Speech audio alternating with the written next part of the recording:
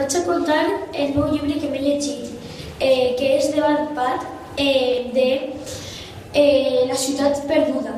Un dia, normal i corrent, Wattpad, com sempre per la nit, estava escrivint un llibre i de repent escolta uns sorolls i avisa a Rebecca i a Martín perquè es pensa que hi havia un monstre i avisen a Martín, però a Leo.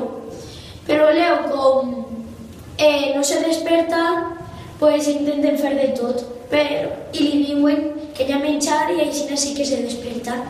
Baixen al garatge on estaven els sorolls i posen una trampa.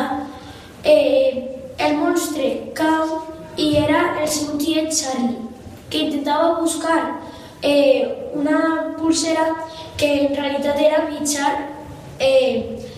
mitjà mapa per anar a una ciutat perduda.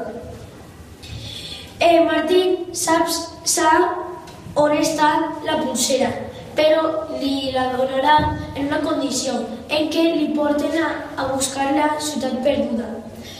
I el tiet Charlie diu que sí, i se'n van a buscar-la, i estan en Perú. En Perú van a un lloc, a un hotel, on es troba a Valdez, que és un ajudant del professor Carbón, que els va ajudar a buscar la ciutat.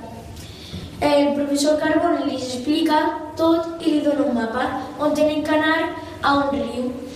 Van a aquest riu i es troben una carta que es diuen on tenen que anar i van en barca i hi ha uno que va vestit de negre que va perseguir-los i intenta posar-los una trampa, però Wattpad els salva i segueixen.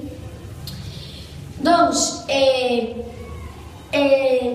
el negre posa un mapa, una carta, però no és una trampa per a que vagin a un lloc.